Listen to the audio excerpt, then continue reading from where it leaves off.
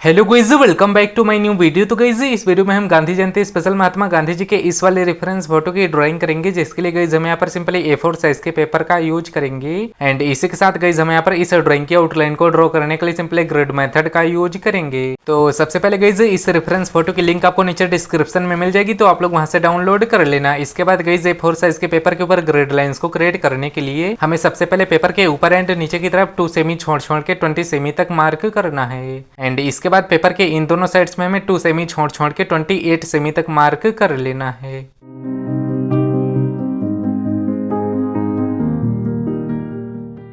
बाकी guys complete marking कर देने के बाद अब हमने ये जो पेपर के ऊपर एंड नीचे की तरफ 2 सेमी छोड़ छोड़ के मार्क किया है, इन मार्क को हमें आपस में एक स्ट्रेट लाइन से में मैच कर लेना है। एंड यही सेम चीज हमें बिल्कुल पेपर के अपोजिट साइड में भी कर लेना है। गाइस पेपर पर दोनों तरफ लाइनिंग भी कंप्लीट कर लेने के बाद अब आपको सिंपली ये जो ग्रिड यूज रेफरेंस फोटो पर दोनों तरफ 1 2 3 करके नंबर दिख रहे हैं, अब आपको ऐसे ही सेम नंबर अपनी ड्राइंग शीट में भी लिखना है। इसके बाद सिंपली गाइस मैं यहाँ पर पेपर के ऊपर की तरफ से 6 नंबर बॉक्स और ऊपर से नीचे की तरफ से 5 नंबर बॉक्स से इस ड्राइंग को ड्रॉ करना स्टार्ट कर रहा हूँ। तो सिंपली आप लोगों को इसी नंबर के बॉक्स से आउटलाइन को ड्रॉ करना स्टार्ट कर देना है। एंड इसी के साथ गाइस आप लोगों को अपने रेफरेंस फोटो के ग्रेड के साइज को 2 सेमी रख लेना है, जिससे कि आप लोगों के रेफरेंस फोटो के ग्रेड के साइज एंड आपके पेपर के ग्रेड के साइज सेम रहे, जिससे कि आप लोग रेफरेंस फोटो को अच्छी तरीके से ऑब्जर्व करके आप लोग उसकी आउटलाइन को इजी वे में ड्रॉ कर पाओ।